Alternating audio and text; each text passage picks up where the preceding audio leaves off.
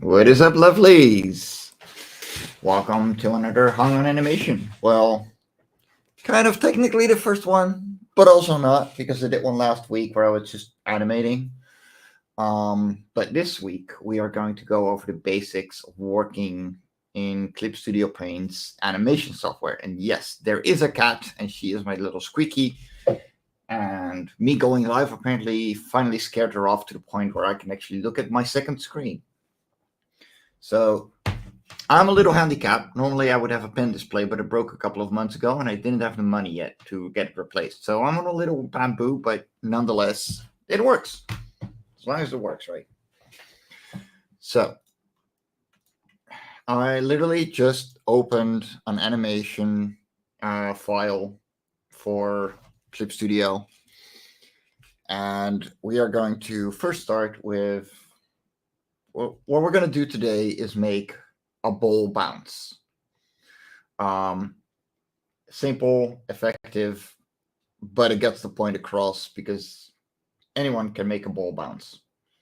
Well, yeah, everyone can. So we select the layer, animation folder layer, cell number 1. Oh, like, yeah, just a ground, just something to not do anything on the background. Next, you want to make a new animation folder, which is this little button over here. And that will create a new folder, and you will make an animation cell. And that just essentially makes a new layer. And you can draw on this. There you go. You can do whatever you want on this. Yeah, we're going to use a circle tool because I'm going to thicken that up.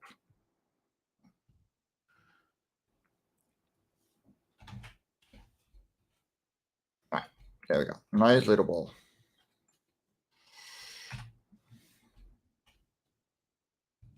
There we go. I'm going to put it in the center. Actually, let's start high up and we'll work our way down. So there's a few ways that you can make this thing fall.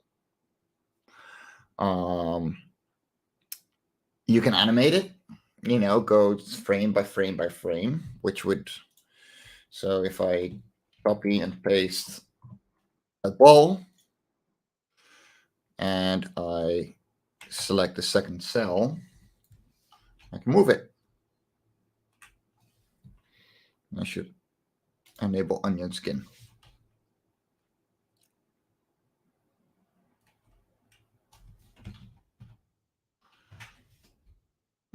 Or if I do it like that.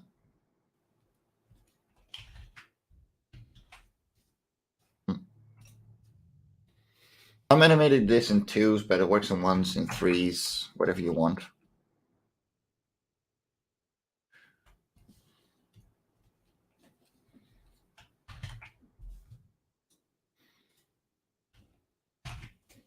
And so the reason I'm transforming it like this, if I press shift while doing so, I can make it move straight down, which is really nice. And it saves me a lot of trouble moving it down by hand and hoping it's straight.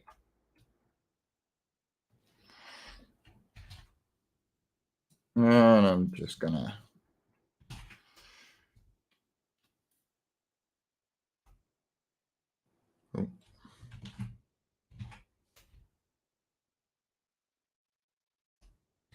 there we go.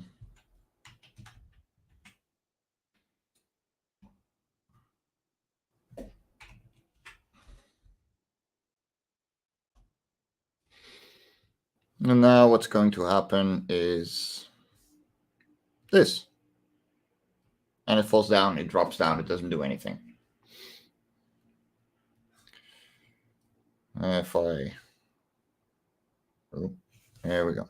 So the blue line is where your animation ends. You can move it around freely, so you can make sure that you grab a certain amount of frames. And you don't have to watch the whole animation just to get a feel for it. So here we go. Flap. Now we're going to reverse. 6, 5, 4, 3, 2, 1. And I want to hold it at 1 for a little longer. But it's going to have 4 frames anyway because it's ending at 2, at 1, and it's beginning at 1 as well for 4 frames total. And there we go, bouncing.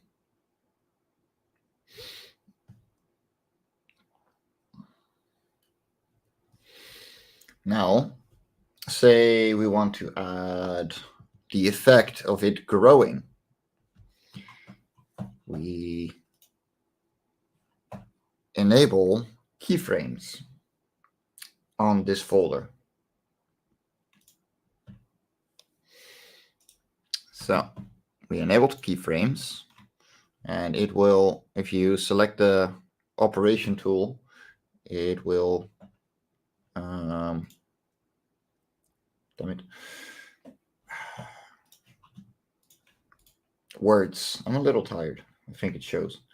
It will start showing this square thing. I'm not a good whatever. And so I'll right click, add keyframe, and then at the end of it, I add another keyframe, and I want to adjust this one. So, oh wait,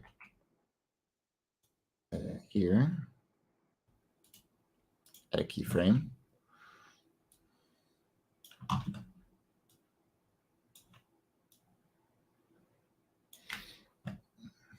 And then add a keyframe, make it the same size again.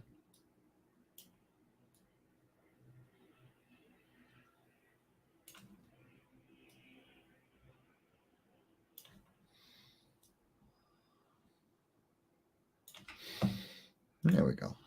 Now it looks like it's falling towards you.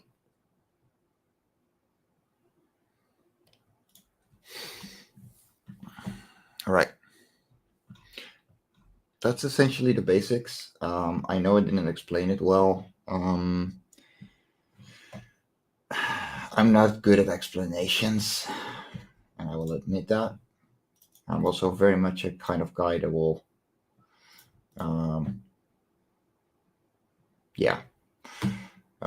be like leaving you to your own devices. So don't take too much of it. But these are keyframes and making cells. That's essentially all you need.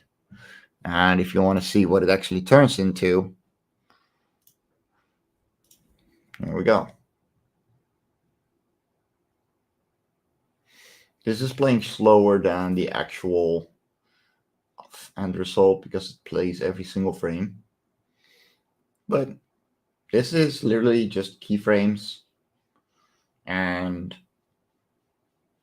making cells and tweaking and tweening.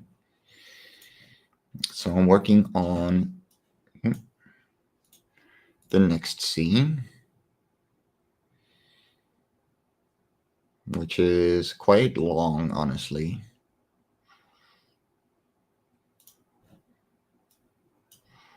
And this, I want to change that color.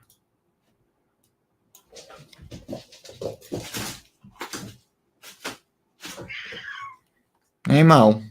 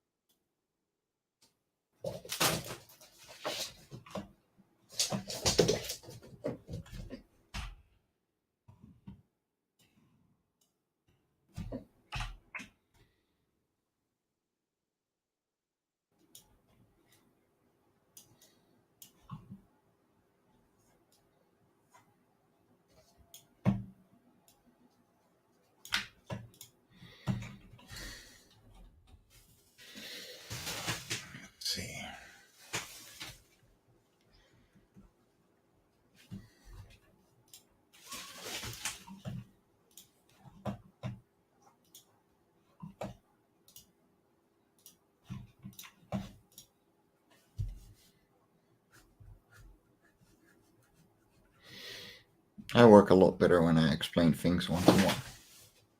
And there is a cat having zoomies right now. There we go.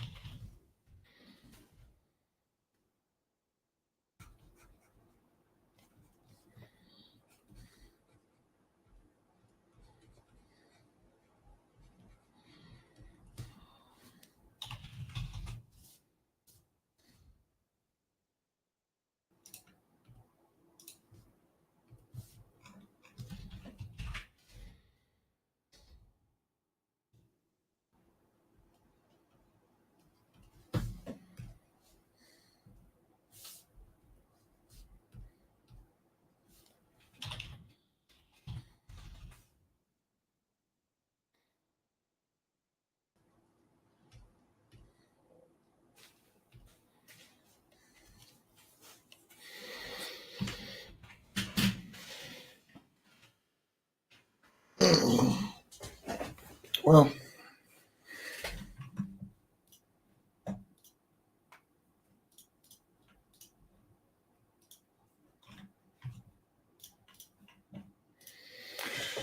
right.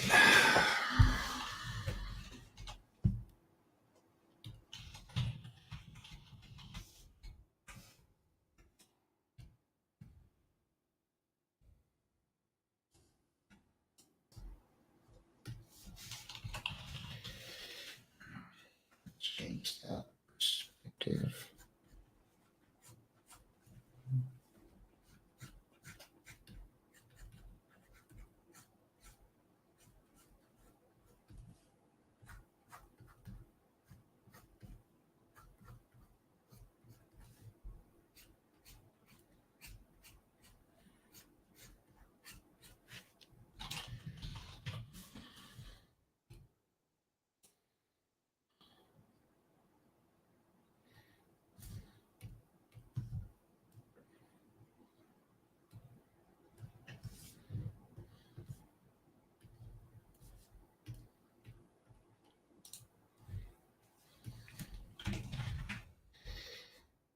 Mm-mm. Hey, Joe. Well, that's what these kinds of streams are for.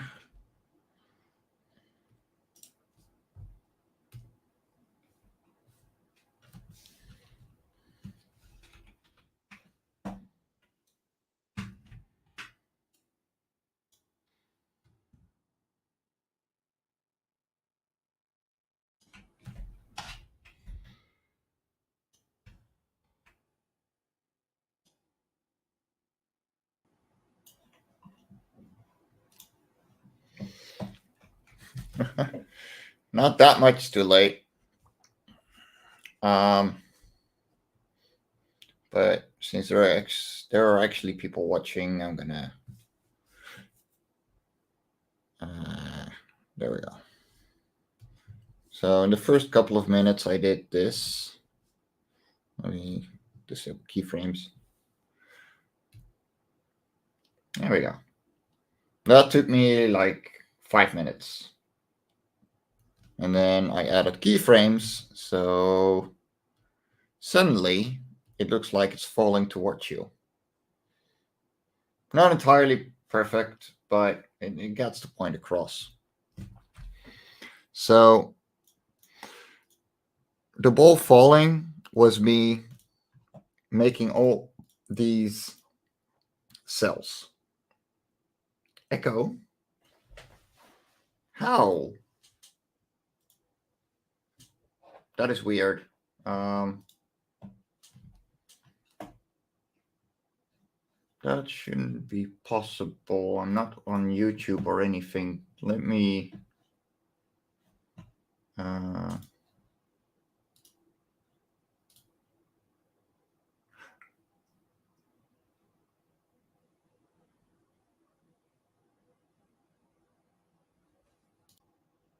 Okay, let's see. Is this better? Okay. Hey, Glenn. No, it happens, Piper. Don't worry. So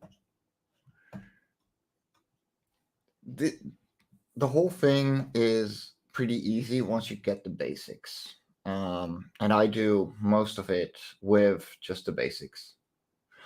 Oh, yeah. That if it started playing here, Twitter, that makes sense. So what I did here was I made it just a circle, and the bottom. Let me create a new one just because we can. I'm gonna do the same. There's the ground. Yeah, it does feel the same as Flash. Like the things are a little all on the different places, but it essentially feels like Flash. So you on the right here, you have your animation folders. These are your layers that will animate. So every time you want something else on a new layer to animate, you have to add an animation folder. You click that, and then it's just an empty thing. So we right click on the timeline, and you can do that pretty much any way you want to start. So I go to 0 or 1, create a new animation cell. That creates the new folder and shows the cells in it. And your cells are essentially your layers. So the way Clip Studio Paint looks at you animating is like a flip book. Every single page layer is a new part of the animation, and you can combine them and smack them on top of each other, but that's essentially what it does. So we make a new circle. There we go. It's a little bigger than the previous one, but it comes down to the same thing. And then I could copy paste. Each cell is a layer in the folder. Yes. So if I make a new cell, so I right click and then I create a new animation cell, you can see that there's a little bar here. It's lit up like red because that's where the next layer starts. So if I go here and then I layer the folders too. Yeah. So if this, let me make this a solid ball so it shows a little better. And then I'm going to do another folder with a second ball. We're going to make it blue. There we go. So your folders are what are putting things in front of behind things. So if you move the folder behind it, there you go. It all falls behind the big blue, the big green ball.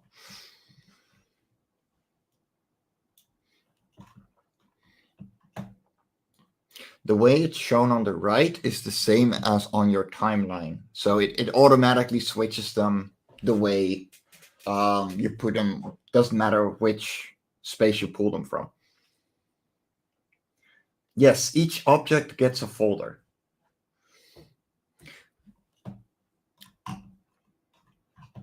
Because if I were to make a new layer, like I did here, there's literally nothing here.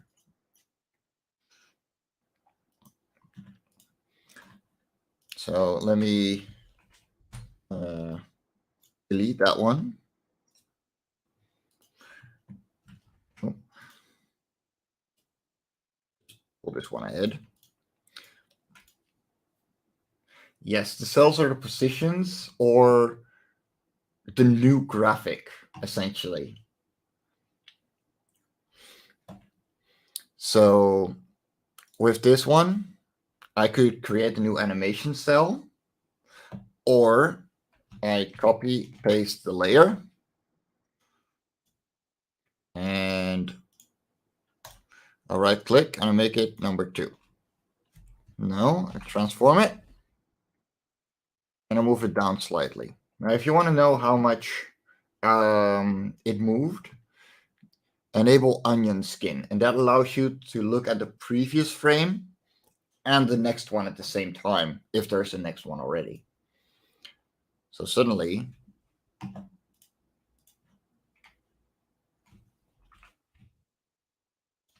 there we go. All the blue one, that's the old frame. And then the green one is the one that moved. And then I'll copy paste again. I'll select it as 3. And I'll move that a bit more. Just like that. And already, what you're actually going to get, if I move it all the way over here, is that. We're just going to do that until it reaches the bottom. Animation cell. Oh, no. Copy, paste. And then select that cell.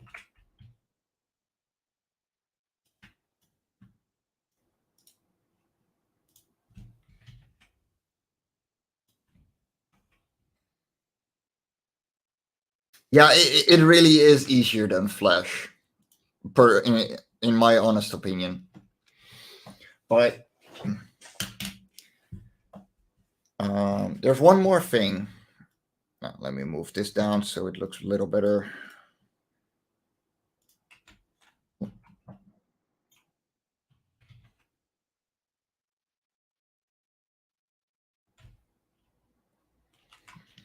Yeah, well, I do better when it comes to explaining things if someone is watching, so that helps for me too. There we go. Now it just falls down, and I can make it hold a little longer on the final frame, and it just flop.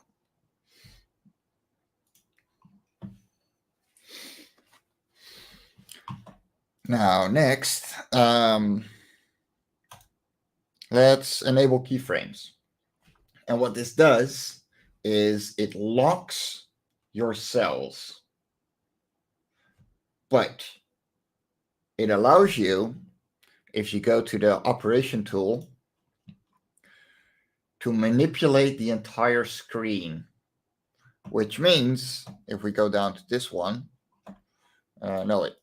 we create a keyframe.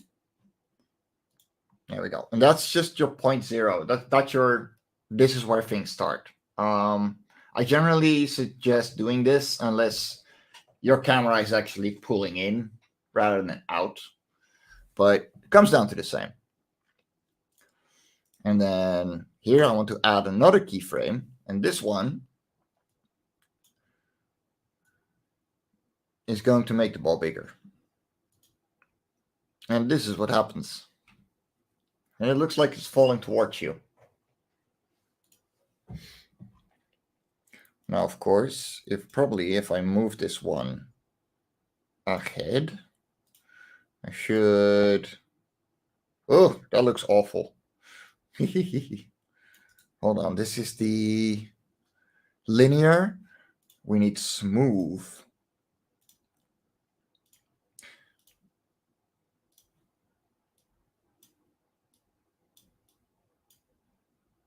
There we go.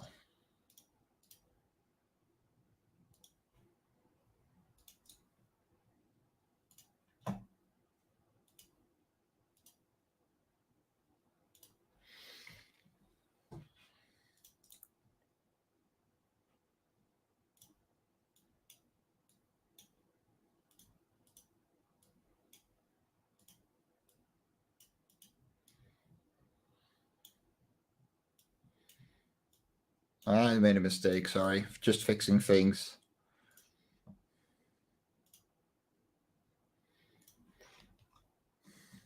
There we go. It's not looking too clean because my PC is running a little bit of an overtime rendering this. I should also play in real time. There we go.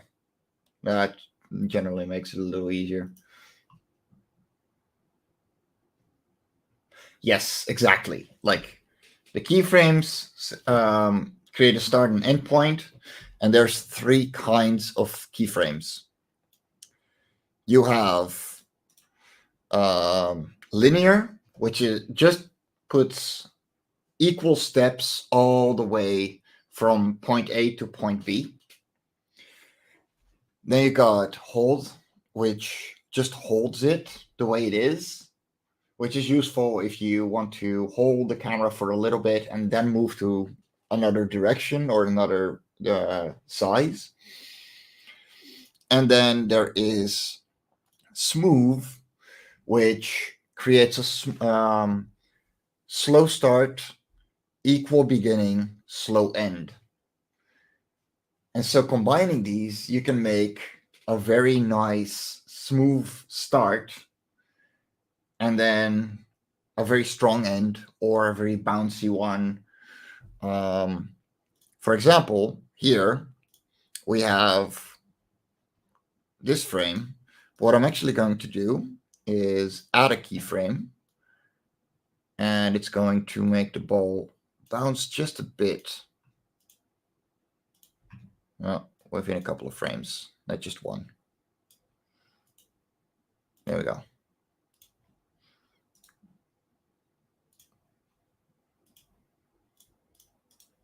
I should make this smooth too then.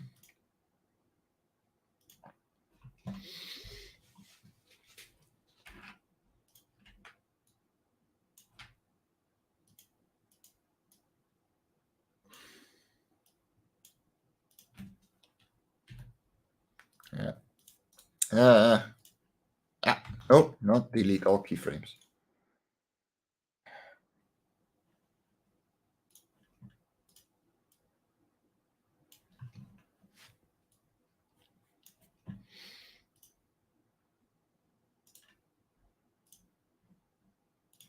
I keep pressing the wrong buttons. I've been up for a while. And add a keyframe, and there it ends. And that is Smooth. Smooth. There we go. Now it bounces a little.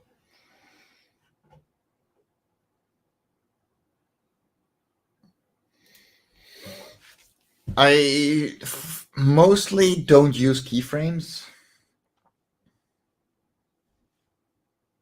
Yeah, honestly, same. But like, I was like 14 when I was working in Flash as a hobby.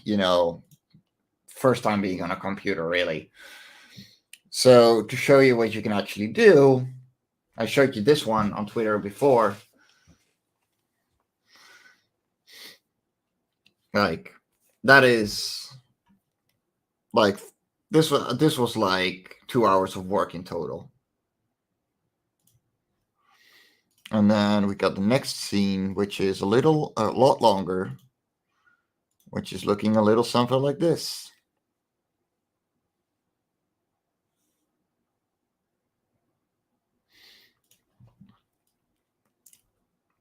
This is a lot of work. And that's what I was working on. And this is literally just me understanding cells and keyframes. It takes a little bit of fidgeting, and I completely suggest just fidget around with it. The tutorials by Clip Studio themselves are actually very, very good when it comes to this. Just follow the steps that they're telling you to do, and it works.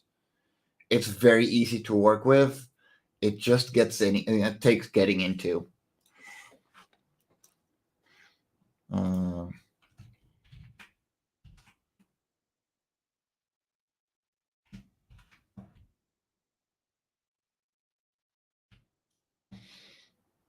and then this one.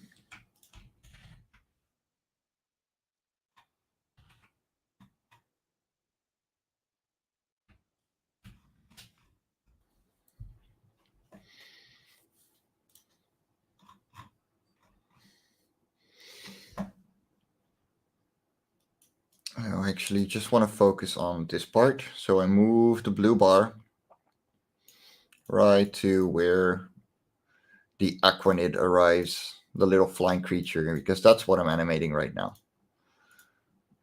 And pull this one in too, so I can just show off that little part. And I will make it on the water scene invisible. And this is what you get. Let me make this one invisible too. There we go. And these, this is all pretty quick. And I'm gonna increase the amount of keyframes and everything, and add more visuals. But yeah, this is me just getting the storyboard out onto the actual thing. Let's see, put you back at 0. There we go.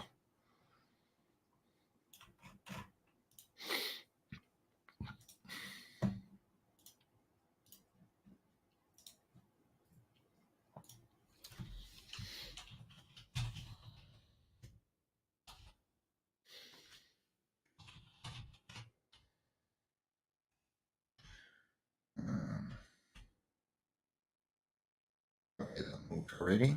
Good. If you want simpler animation, I did the last 3 trailers for Love and Korra 3 through 5 completely with Clip Studio Paint's animation software and using frames from the comic itself. I'm doing both for camera panning. So there is at the start. No, the start of this one. My apologies. gonna. So here, I used keyframes to make objects appear, as well as make them bigger. So the buildings are each on their own layer.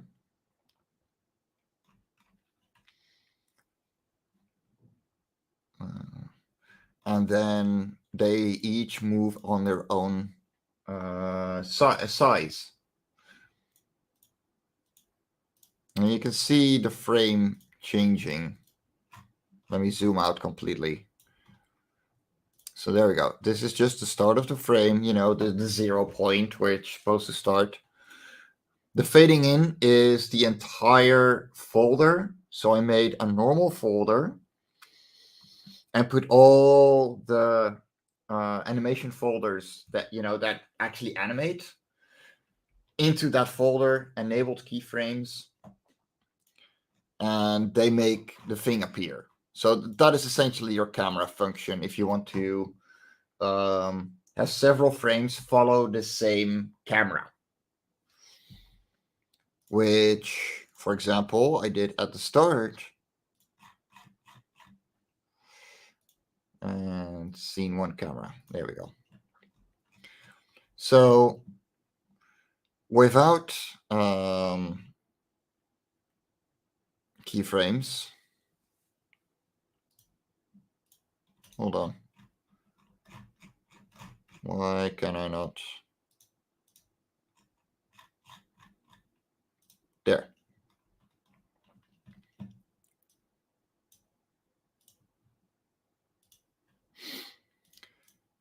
So the camera, the folder,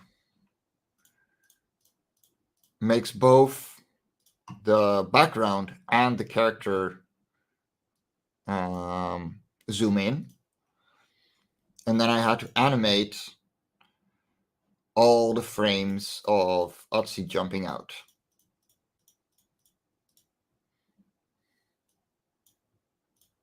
And then there's a little bit of a hold. And then we move over, change perspective with the background, and then Otzi flies in again. And this is a whole new animation cycle. But what if I don't?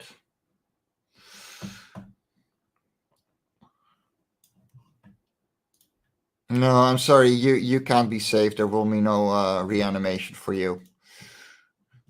I'm sorry. There's only one left. And it's not working. Terribly sorry, man. Just how fate goes, I guess.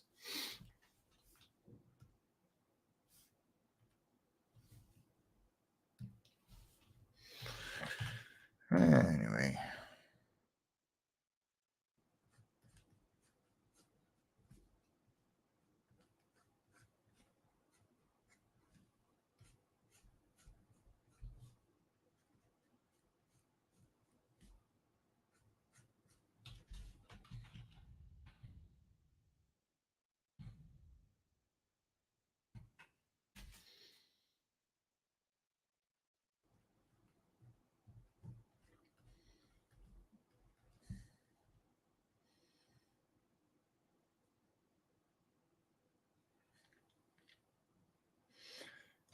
Yeah.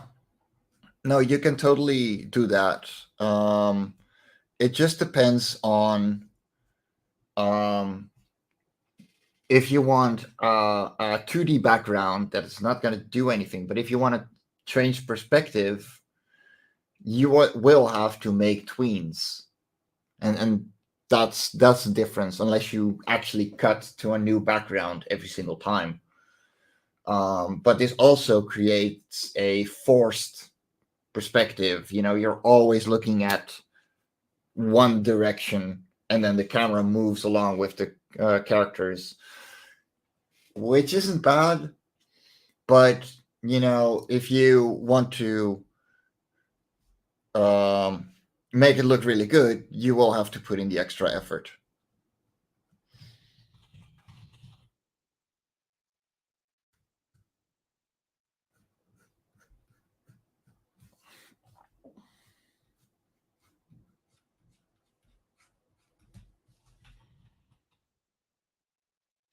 And personally, I want to be proud of my work, so I only do it where the camera doesn't have to be. Hey, Carl. Yeah, I'm live. I'm animating.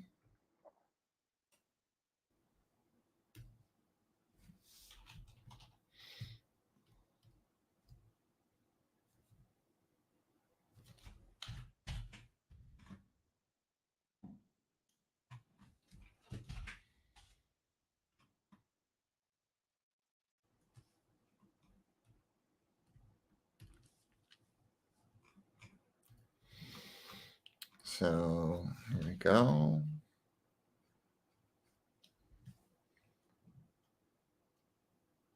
Yeah, I'm using onion skin to make the uh, wings flutter, but it also helps just seeing the body as a whole. Um, so it just helps create an understanding of what is coming and what is behind. And why am I not seeing? Yeah, there should be a next frame. Why is not there no next frame?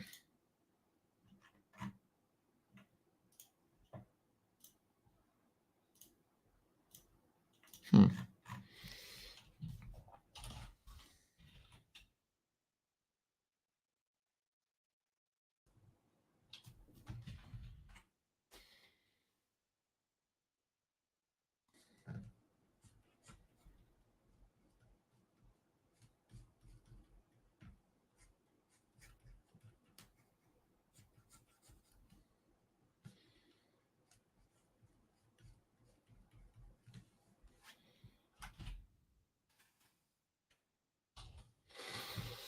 Doo-doo-doo.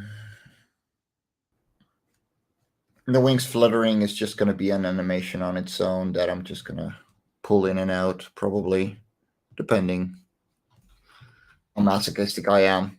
I can tend to be very masochistic when it comes to creating things, so we'll see.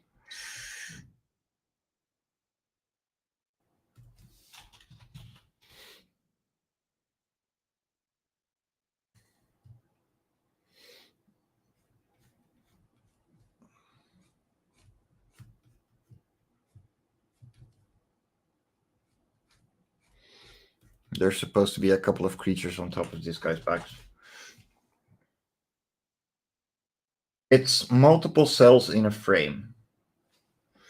Um, how do I explain that one?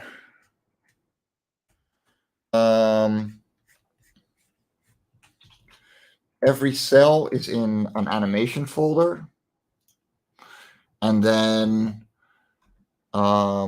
every cell shows within that animation folder which one is being used. Yeah. Again, I'm not used to the technical terms. Hey, Nita. Yes, you're allowed to be summoned by masochism. Cheers.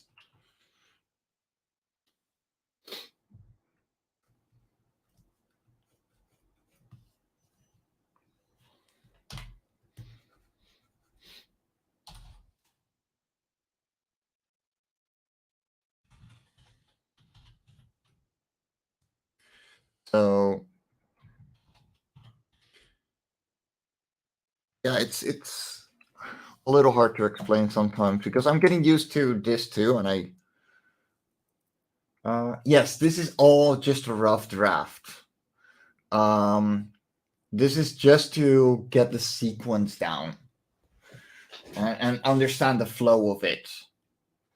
After that, I'm I'm gonna go into more depth with everything, but I'm stuck on a bamboo tablet, so I'm handicapped.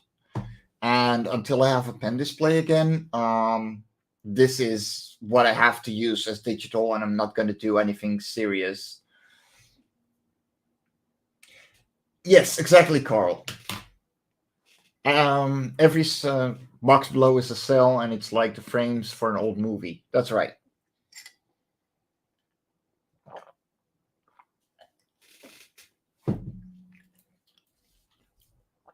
and you can move them around to have threes. Hold them for threes, fours. I usually go for twos. I like twos, but it's really up to the speed of the animation.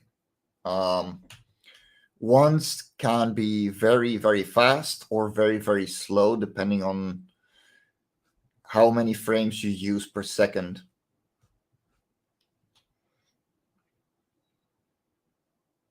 Like a movie. Yeah, weird, isn't it?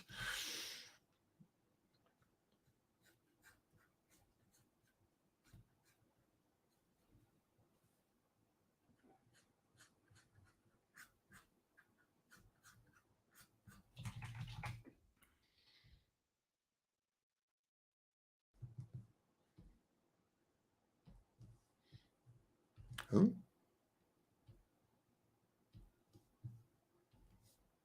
Well, that is just bad. Am I missing a frame?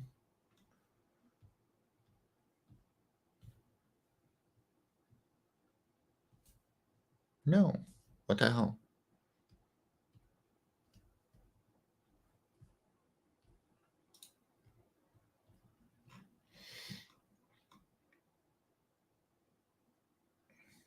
Yes, exactly. So the background moves in threes because it doesn't have to move as fast as the character. It just needs to pan out of the frame. But I want a little more control. That's why I do it with copy and pasting cells. That's their frames on the timeline. The seconds are uh, 24 frames a second, pretty much.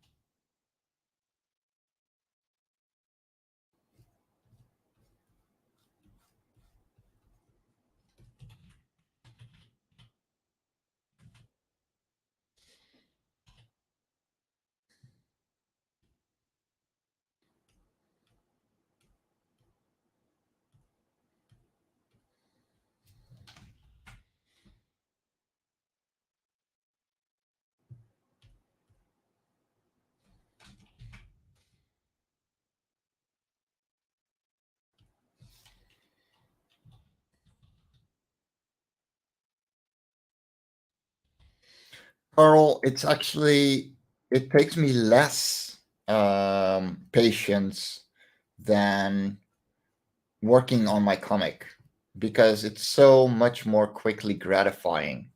You instantly see what you've been doing and if it works or not.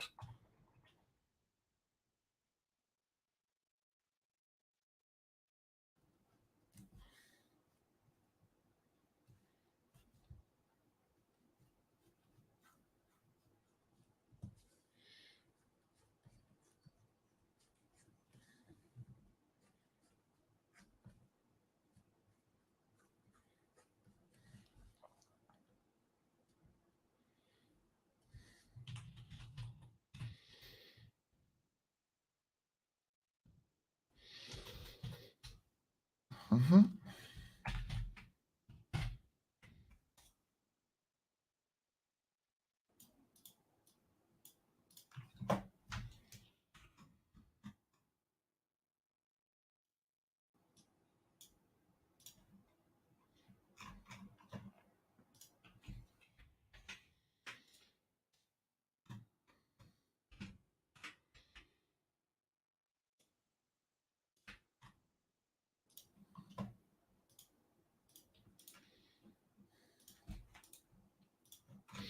Now it can just be deleted.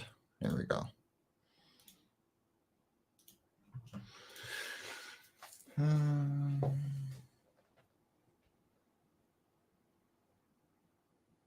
how to best get a thing in one cell to go from being in front of something on a different cell to behind it. Um, there's several ways. So if it's just a stationary part of the scenery that needs to move from behind the character to in front of the character,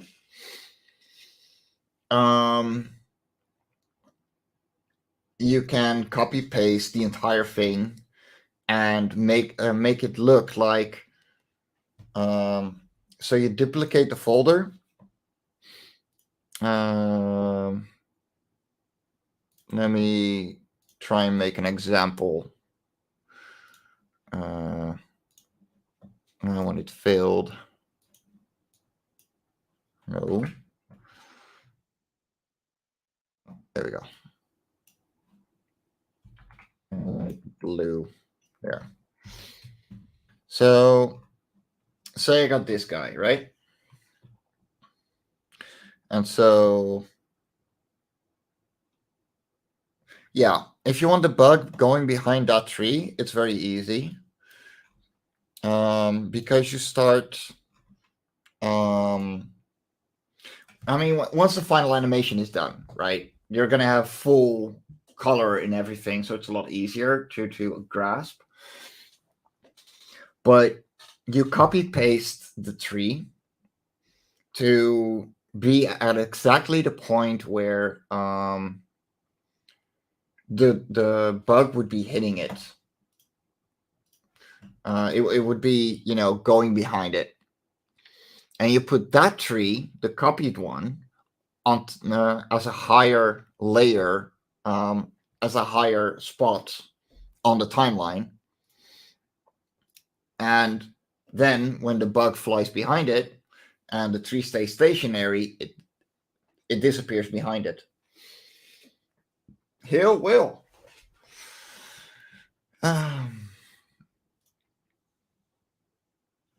It's yeah, it's just a matter of getting used to. Oh boy, I'm feeling the last week. Let me save.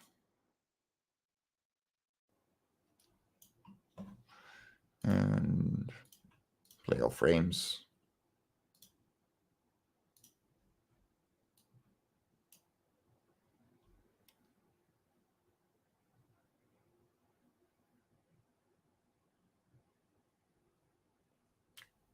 Once I finish that falling animation of this guy, I am so happy with how that turned out.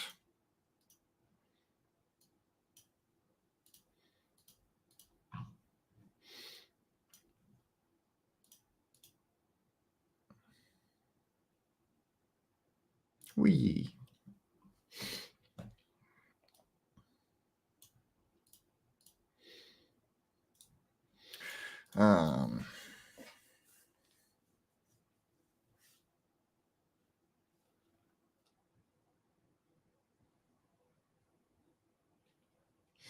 If you want if you didn't want the tree to show anymore, you see the background, right? That's where I've been drawing the trees. You can move the end and beginning of it to wherever you want. So if we do it like this, suddenly the background disappears because it's no longer visible right here.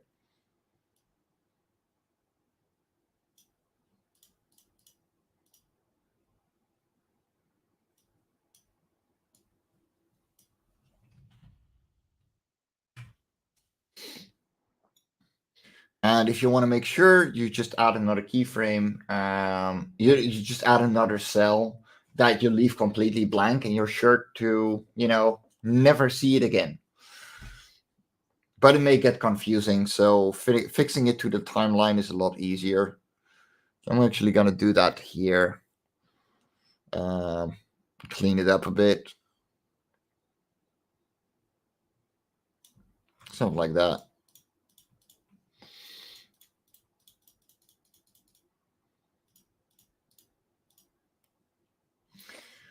Oh boy.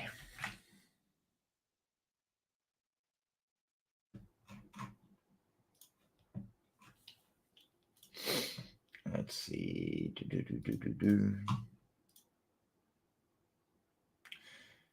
Yes, it is easier to make it disappear than to make it disappear, because it will look cleaner if you're going to.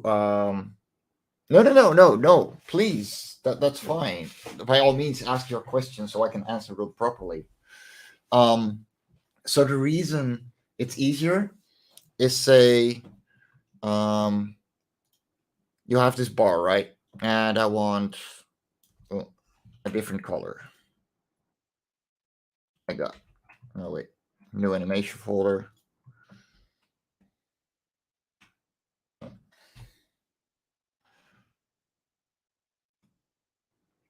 So we got this other square and we want to make it disappear behind the big one. So I got to move it up. Yeah, there. Why is it invisible? Oh, it's because it's on the.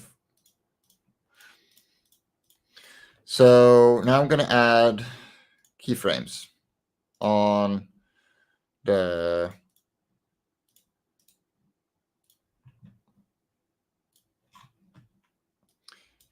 small rectangle. So he is just going to move there. Actually, I wanted to start over here just because it can. And move it. Whoop. Yeah, make it shorter. So say we're right here, right? Right before it hits. If you were to try and say, make this a Lineworks tree, right? So it has its own little squiggly.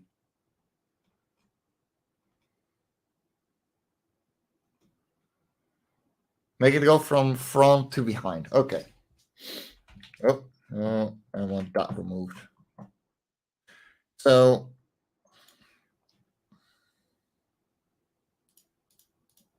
yeah, that's what I want. And I'm gonna make it go there. I wanna copy, paste. And this one, the top one,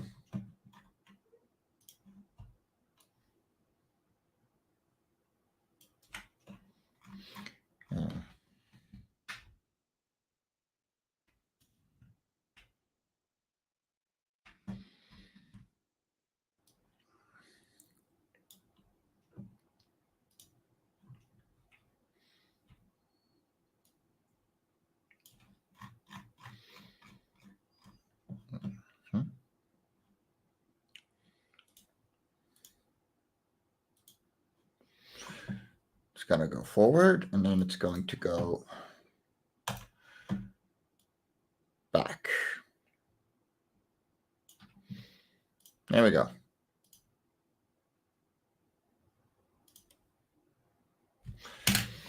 So all I did was make the square that is on top, appear after it went in front of it. That's it.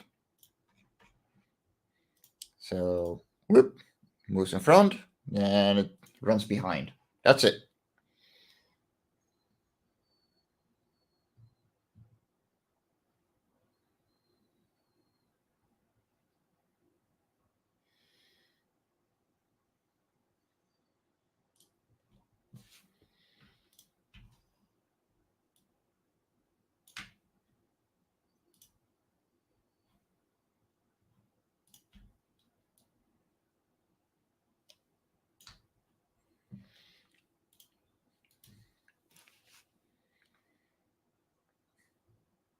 There we go.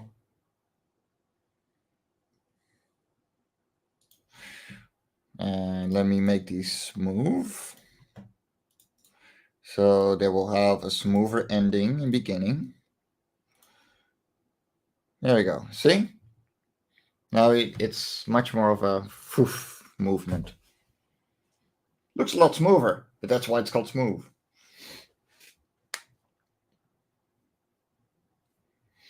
And that's 3 folders.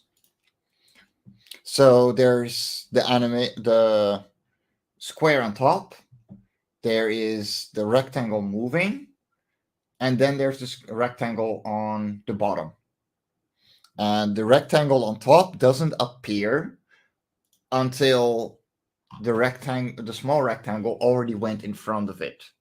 Then it appears and it runs back and goes behind it. That's it. And there we go. Just like that.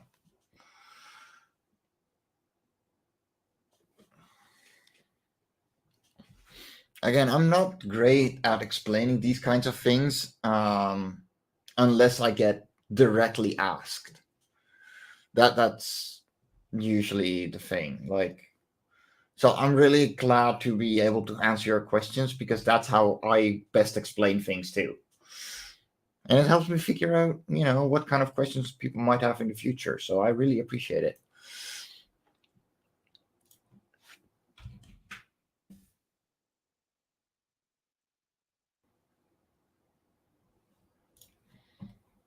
Hey, Ryan.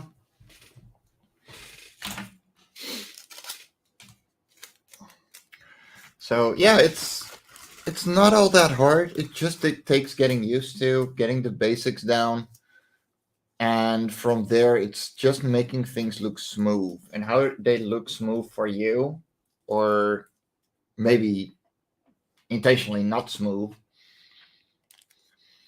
that's something you got to decide for yourself, and got to make happen for yourself.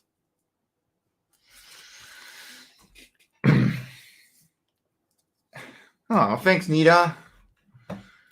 Because yeah, I tend to not explain things properly until asked a million questions one at a time. So this is very useful for me too.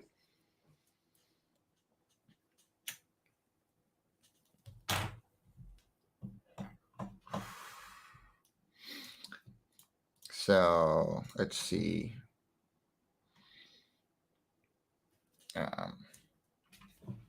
What is going to happen next? Let me grab my. I have a storyboard. I have it for a reason. Let me make myself big. So, oh, right. No, we are here. So next, we gotta make Octos appear, the rock dude. That's what's up. Okay, that's easy.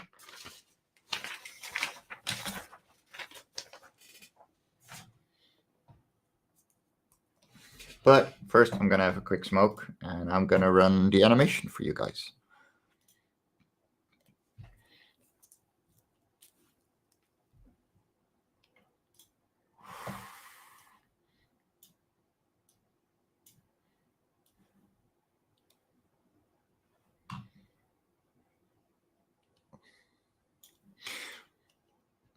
You finish all the roughs, get the animation the way you like it. Yeah, you get them the way you like it, and from there, it's making line work, it's making the colors. But what you have to keep in mind is you're only working on one layer per cell. So if you want to add depth and all those kinds of things, what you might want to do is get your cells, ink them, then color them in a normal illustration, and then copy them back as a flat into the animation file. Select that as a cell. I have done that for the little Otzi core animation.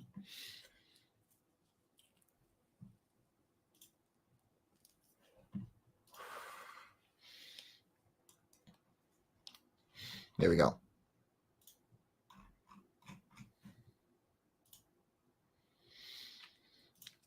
So I made a folder for every layer.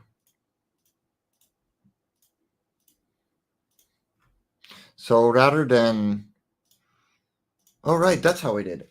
So sorry, this has been like 6 months ago. Oh wait, I want you visible, but I want that one visible. That should be right here. So I made the sketch, right? And then I put that sketch into a folder. And then that folder can hold whatever layers you want. That's the thing that I forgot how I did it. So then you have the flat colors and you have the inks. I make the inks first, of course. And then I just make the sketch invisible.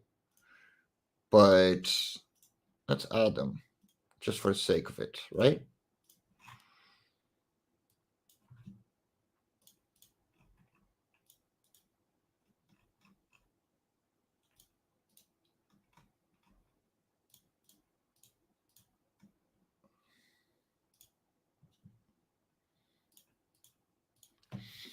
So suddenly you see me sketching.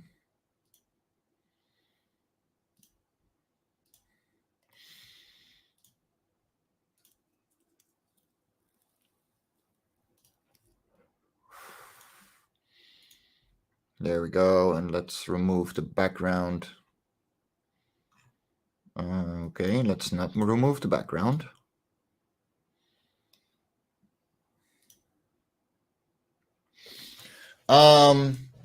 It does make life easier, but now that I'm looking at this again and seeing how I did it, you can just make the layers and make a multiply layer on top. So let's take this middle scene and I'll add an extra layer. And then let's see, soft brush.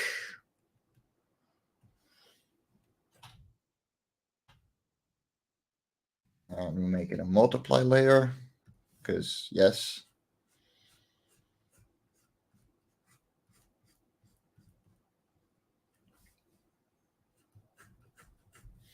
Just to show that it's possible.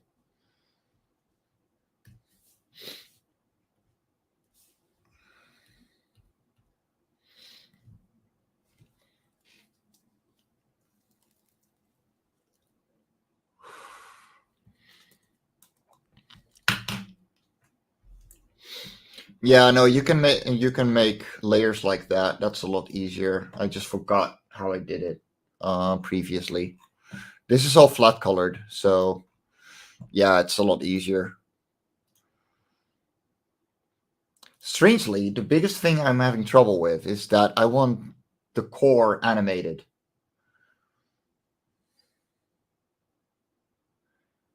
Could you paste a photo too, so you could have a photo and drawing in the same in the frame? Yes, yes, you can.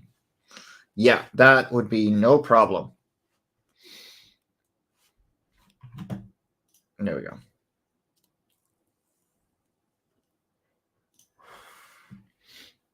You can just import a background that you've properly illustrated or whatever.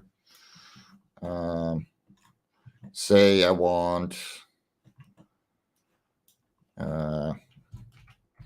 just this background.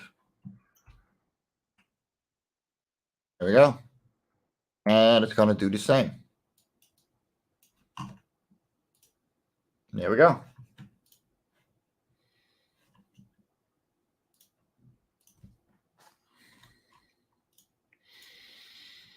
It's just, yeah, what you're, well, don't have to save that because I don't want to change anything I did because I'm pretty proud of that one. That took all day.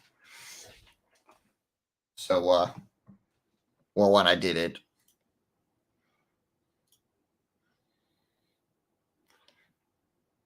but yeah, like this is crude and it doesn't look like much yet.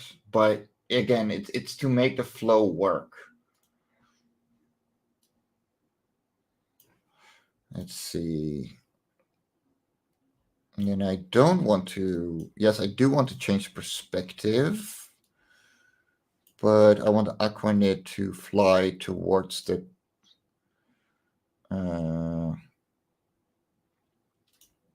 Let's see. I kind of want the Aquanid to fly at the. Huh? Oh, yeah, I'm not working with the right tool. That'll make a mess.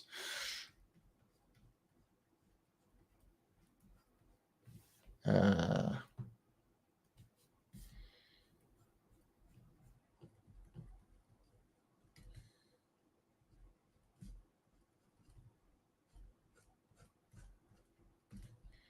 I'm actually gonna force change perspective.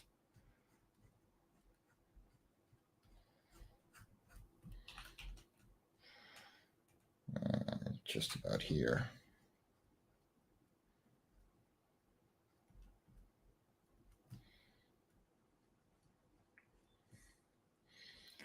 So, yeah, the overwhelming reaction to people when it comes to which episode which issue of Love and Korra I'm going to be animating as a pilot is going to be 5 because so many people just replied with do number 5. We love it.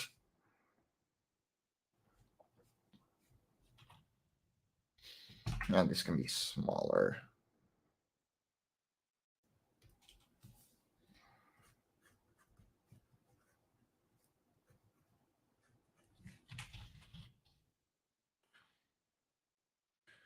Actually, what I'm going to do is make a keyframe here.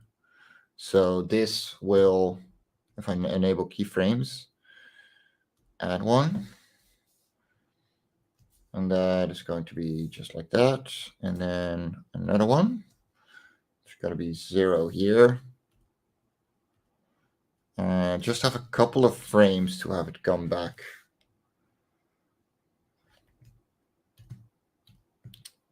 Hey, Marv. Hope you're good, man. There we go. And then I can change perspective. And I got to move the paper forward. There we go.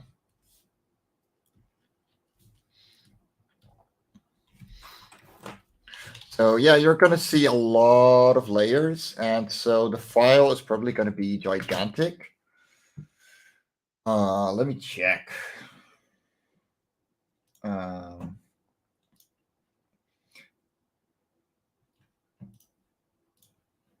Yeah, the file so far without any coloring, without any background work, is already 41 megabytes. Which doesn't sound like much, but you got to keep in mind that this is only like 1/5 of the amount of layers that I'm going to need. So these files get big fast, and you'll need a beefy computer to render all this.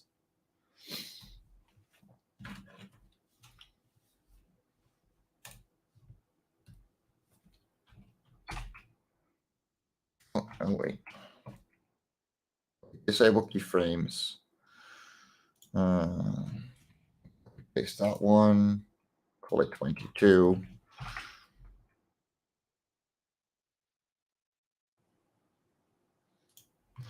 And then I want to make a new folder, and this is going to be us. Ah, no. Piper, you got in like 5 minutes. Maybe, okay, 10. Whatever. You're fine. You're fine.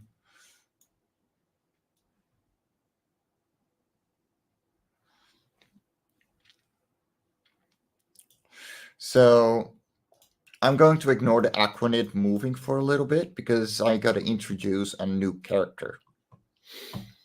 And this will be Octas. And he is he's the rock dude from 15 minutes. Close enough. Who cares? I'm glad you're here. Okay, we're gonna introduce Octas, and Octas is rock people. So I'm just gonna introduce his body right here.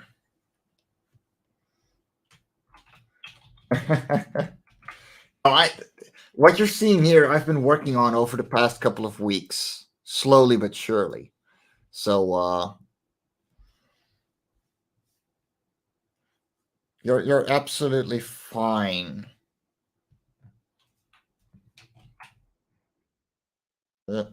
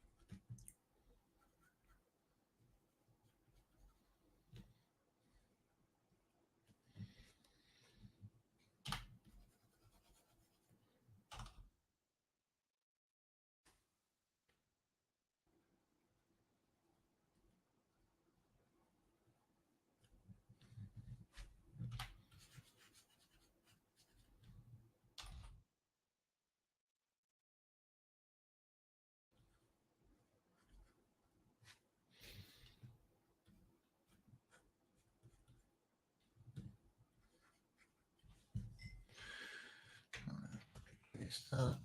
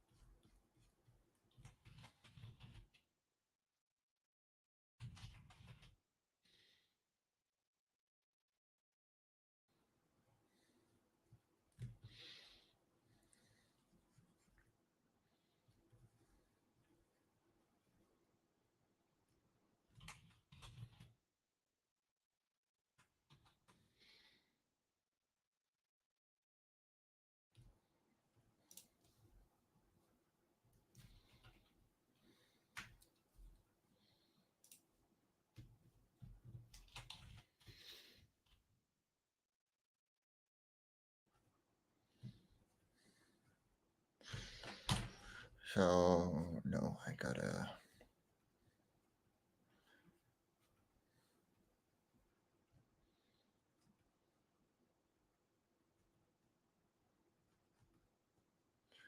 Here we go. That's more like it. Let's see, just gotta go like so. Oh man, I feel so handicapped with this thing. Oh well, you know, just gotta you gotta roll with what you got.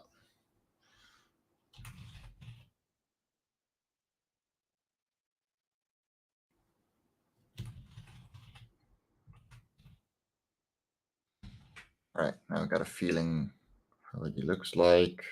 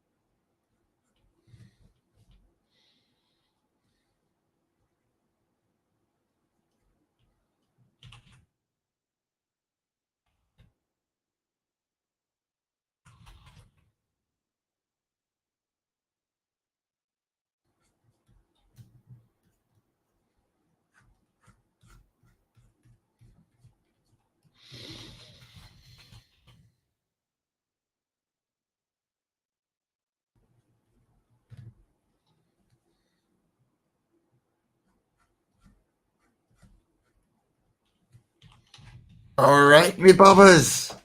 It's a Bristolian Dave. Let's see.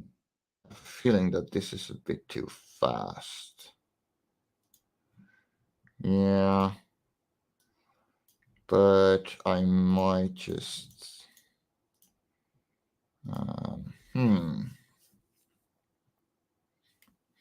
No, or not. I don't know. Can I do it in threes? Let's see how it looks in threes.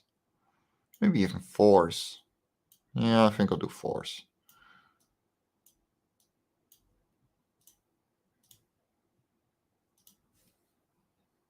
Hey, Bree.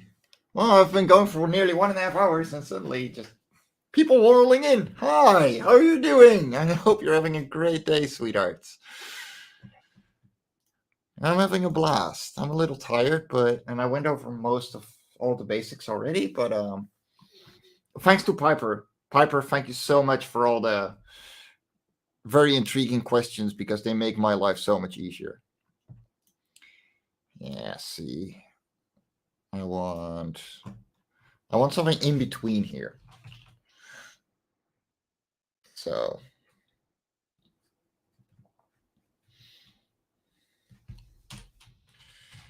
I know what I'm gonna do. Copy. No. Copy paste, and I'm gonna make that. Ah,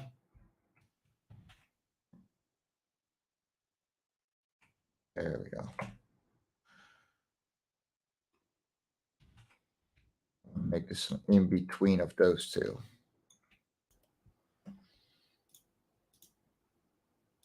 Yeah, that's it. See, sometimes it's just a matter of cheating a little bit. Now it's rolling into frame. Yeah, I like that. I like that a lot more.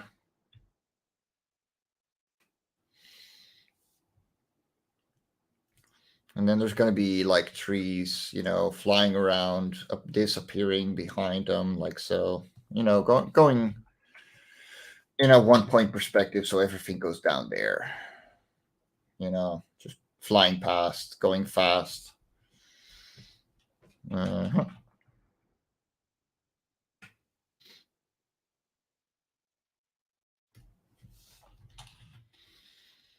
I'm going to make him look at Aquanid flying. We'll keep the focus on him for a second. Ooh, that looks awful. His head is way higher.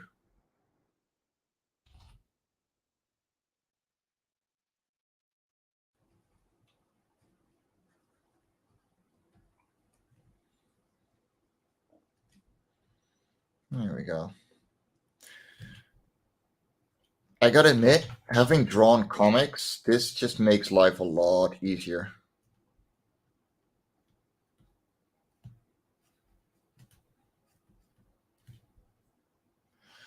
Because you do know what everyone, what all the angles feel like.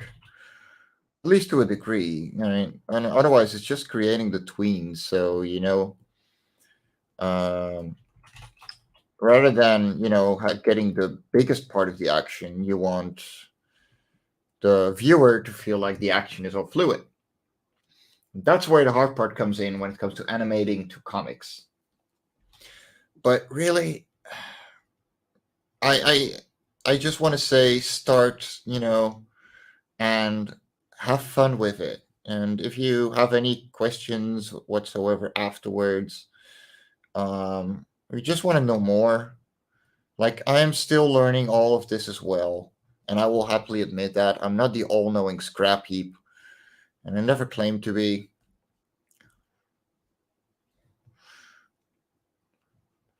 But I do understand a few things, and I will happily help you research as well, because I learn in that way as well. You rise together. So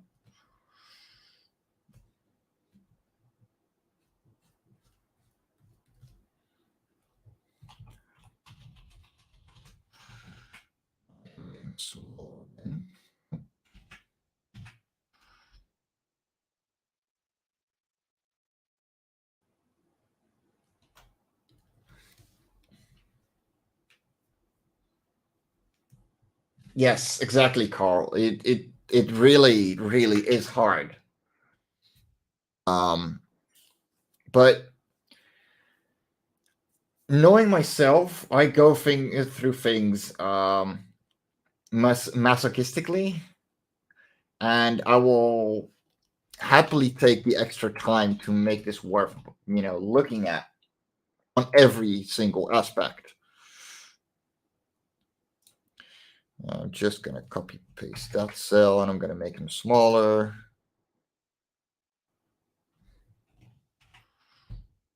Still, I'm just gonna move to that side a little. And now we can start turning. Now he's gonna be disappearing into the background together with the trees and everything.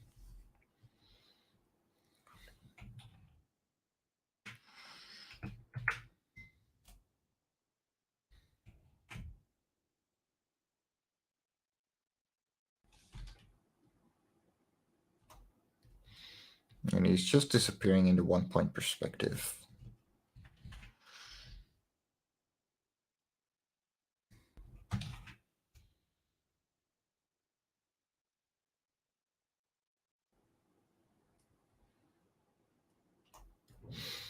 I mean, I'm gonna decide on what the actual perspective is going to be.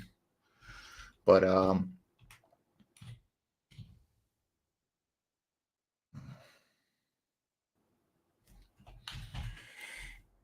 for now this works, and honestly, it's probably going to be very close to this.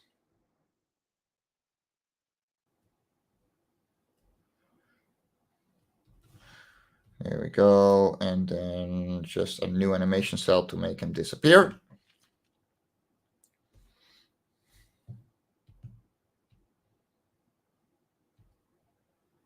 There we go.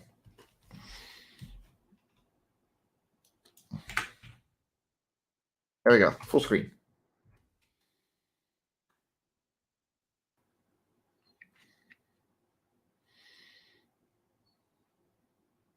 I love the flow of this. Now I'm getting close to being done. And yeah. Like, I gotta fix the Aquanid, and then get a fluttering wings, but those are after effects. Those are details. But the feeling is there. And that's the whole thing I'm going for so far. Just getting the feeling down. Understanding, what I want, where I want to go with this animation, and making it work. Because this is new to me. I've done only one animation so far, full, which was just about a second long. And now I'm trying to make a full pilot episode. So this is going to be my journey. This is going to be hung on animation. This is what I'm going to be working on for pretty much every single week. And whether I'm free or not, or just tired or whatever, I have to do this. Same with Sketchy Saturdays, where I work on comics. Be sure to check out Sketchy Saturdays on 10 a.m. Eastern on the Raging 2 Broadcast Network too. If you haven't subscribed there yet, do so. It's appreciated.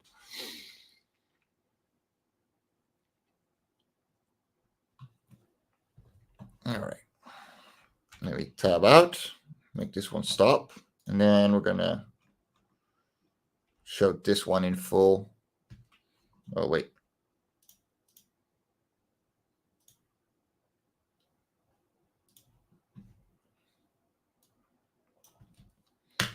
Yeah, I'm proud of my work here.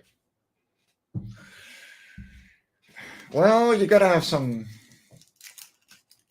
I think the total second count currently is like 12 so far. But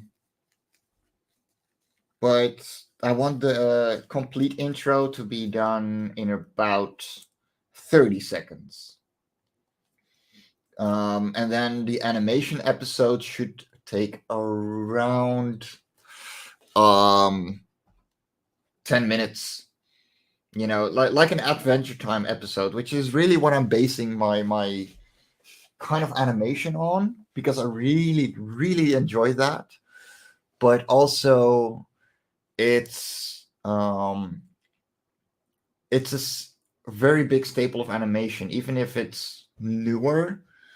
It's it shows quality and simplicity at the same time, and I love that one. Ooh, Bristolian Dave got a package from me. I know what it is.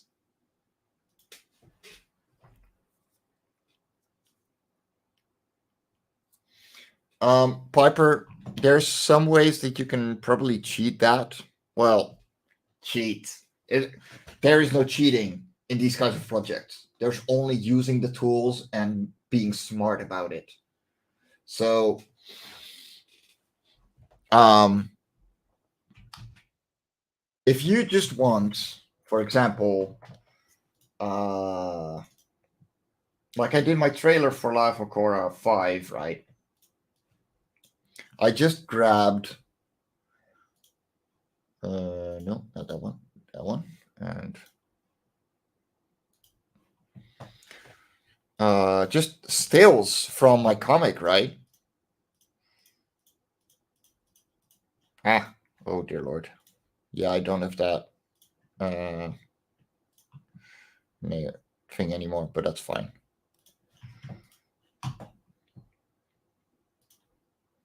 Oh no! Oh no! Not the doggos!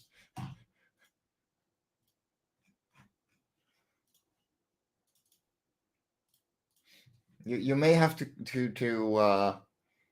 be careful with it, but yeah, I'm just using cameras and fading in and out for this entire trailer, and it's on my website too, by the way. Yeah, exactly. Like if you make base animations, um, say you have multiple characters doing the same choreography at the same time, you only need to animate one body and just copy paste that to work for all of them and draw the characters over it.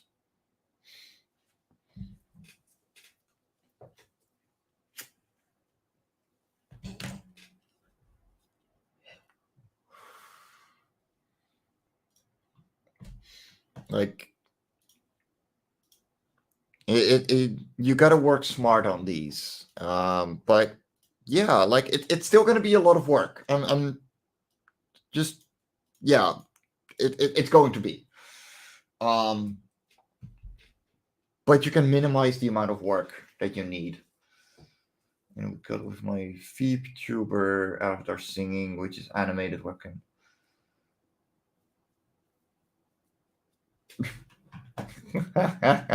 Fair enough. Let's see, especially since it'll be cut with my VTuber avatar singing, which animated with webcam. So if you've got that green, well, if you just have the white background with the facial recognition, um, or green screen it and have no background whatsoever, just literally empty space, you should be able to fix it very easily because you can just import that. Um, okay, so here's I don't think you can import MP4s. I can import a movie. Holy shit. Now, hold on, let me take care of this. Now I'm intrigued.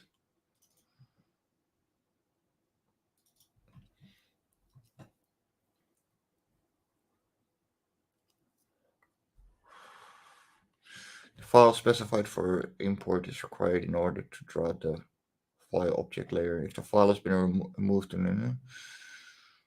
okay. I just made the MP4 for. Wow, you can import movies. Yes, you can export as MP4.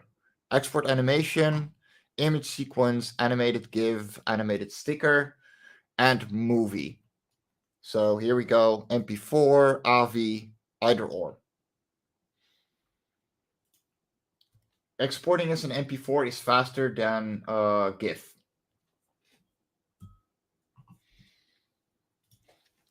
Yeah, you could totally do that.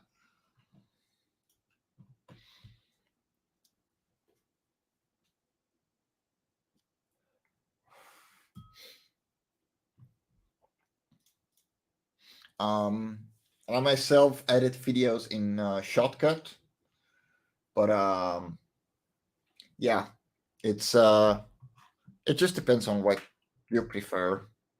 I don't need anything special because I just need to put music under it. Once I get into voice acting and stuff like that, yeah, well, I'll have to find voice actors and stuff like that. But that's why I'm only starting on the intro and showing myself I can do this.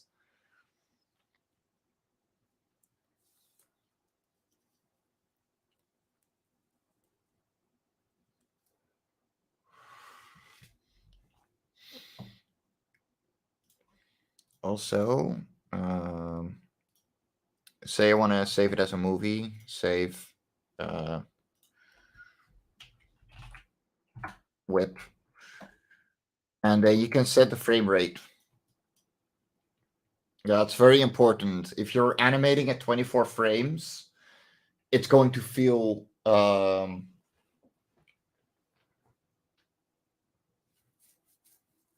hey, maybe in the future, if once I get to voices, you will hear me. Trust me. But yeah, if you're exporting, make sure that your frame rate is the same as the one you're animating at. So I'm animating at 24 frames a second. If I were to put it at 30 frames a second, it would feel slower. So keep that in mind. Same for exporting in GIF. Yeah, it already exists, I know. You got your size and your frame rate. And yeah, keep that in mind. Yeah, 24 frames is what your eyes see normally. That's why animation in general is 24 or 25 frames per second. Your television works at 25 frames a second too. So that is why you have it as the minimum. And if you do more, it's either going to go unsync while watching it on a television, or it's going to skip frames that may make it look choppy.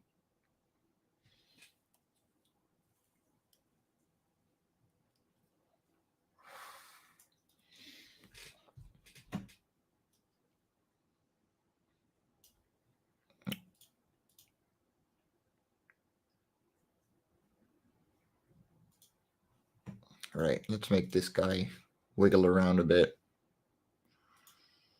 Let's see. Allow keyframes. So now it's going to, yeah, have a quick fade in and out. Now I want to go add a keyframe.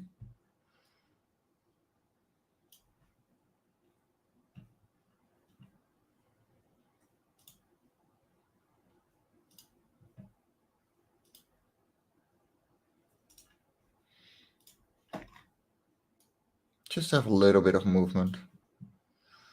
There we go. Whoops, that needs to be a little further then.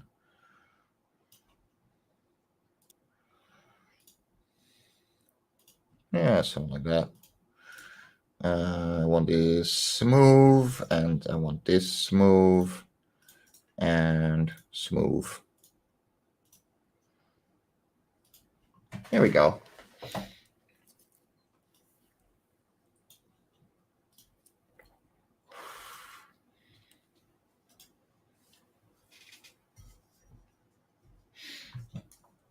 So, yeah. It once this whole thing is put together, it's gonna feel a lot like Adventure Time's intro. So I actually want to export this as an animated GIF. Scene 2.2, yes.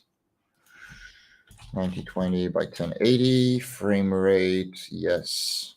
Because I want to grab all the frames.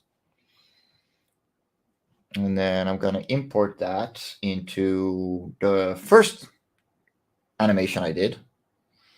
It's not going to enjoy rendering. Doesn't matter how strong your PC is. It's not going to enjoy this. So give your graphics card some...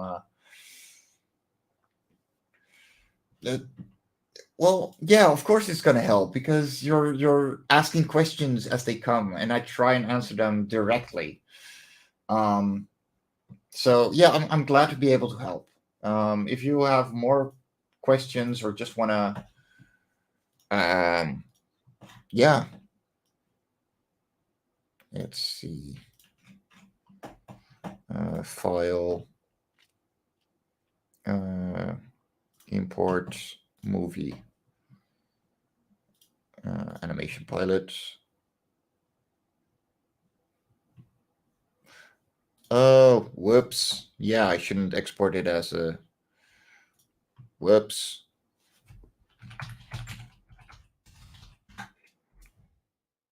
There we go. That's a little faster at least. But yeah, the Mac is not gonna like it. You're just gonna have to allow it to take breaks when it needs to, or just let it render as it goes. Oh no, I don't wanna. I wanna import movie and animation pilot scene 2.2. Okay, and I want this to run right until the end. There we go. Now we can see it in full.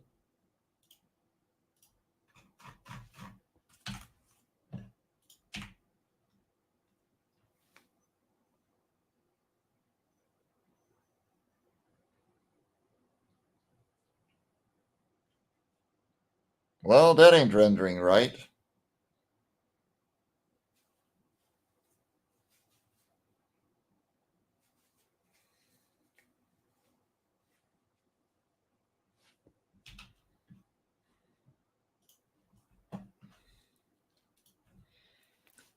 Playback settings, playing real time. There we go. Yeah, I'm gonna be putting these together as they come. Like, so it feels slower now because it's playing every single frame. So it chops, 2 frames, 4 frames, the breaks that it takes between parts in the animation.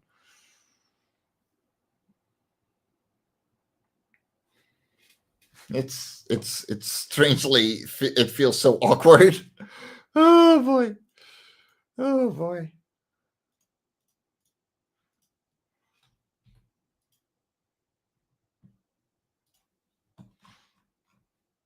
There we go.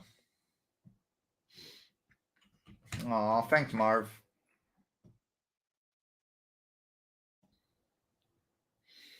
I'm enjoying what I'm doing. That's the whole point behind this. Like, you gotta... It's best to make it in chunks because you will save a lot of time and effort when it comes to how big the files are all gonna be. So if you make chunks of like 10 seconds, and put those together afterwards, you're going to be able to just save a lot of processing power while trying to save and stuff like that. So personally, I would suggest doing it in parts, but it's up to you. There are pros to doing it in one big go, but you're going to have gigantic files.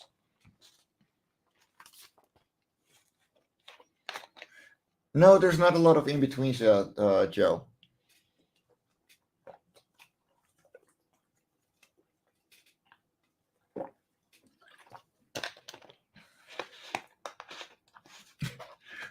Yeah, an ancient Mac might very much like that. I would not have started on these animations if it wasn't for my new PC, which is kind of a monster. So I'm really happy with how well it's performing. It might become a gigantic file, but that depends on how Premiere saves everything. Because right now I'm done with this chunk, and we are looking at a grand total of 43.5 megabyte, and then the first one is 16.9, but it's shorter. So I think in total it's about, yeah, I think it's about a megabyte per second if you export it. And yeah, I can't guarantee they won't get big, because they will. Like this is because layers in software, in art software in general, those are the ones that build the amount of space that the file needs. It's not the size of the image. It's not the amount of detail in it. It's the amount of layers you have. That is what creates all the size, all the size. So if you lower the amount of layers, so you have, say, only 3 layers per cell, you're still looking at a file that is 3 times as big as it is right now with just the refs in it. Yeah, if it's already lagging for you, you may want to upgrade your PC soon, because it's not going to get better. Let me see.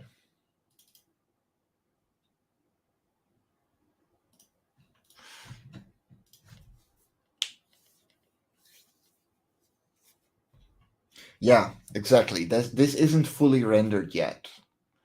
The final animations do get a lot bigger, a lot faster, because you need so many in betweens. You need so many details. Yeah, sorry, hon. I can't make it any more easier on you, but again, it would be easier, for example, if you have choreographed characters dancing that, say you have 3 of them, you animate all 3 of them separately with the same sequence, and then pull them into export those as GIFs without background, and have those move around as they go in Premiere. So you import them into Premiere and put them together in order there.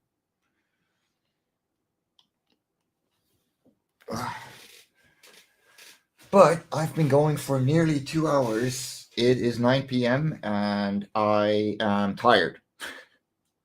So, lovelies, I'll be next week on Wednesday for Hung on Animation. And of course, this Saturday I will be with Marvy the Singular. for Sketchy Saturdays, where we're gonna see who is our guest and interview and have some fun drawing and getting work done and just yeah, loving the work. So I've been your host. Also, quick little thing. Be sure to check out the Radiant site on Kickstarter right now. Um, and be sure to give it a follow if you like Korean drama, you like romance. This is the thing for you. And I'm putting in the link right now. And yeah, thanks everyone for watching. I am going to be going out with with just a little outro showing all the Region 2 Broadcast Network shows because we get one for every single day. There's 3 today, apparently. Well, no, there were 2. I'm tired. I'm confused. So yeah, take it easy, lovelies. Catch you next time.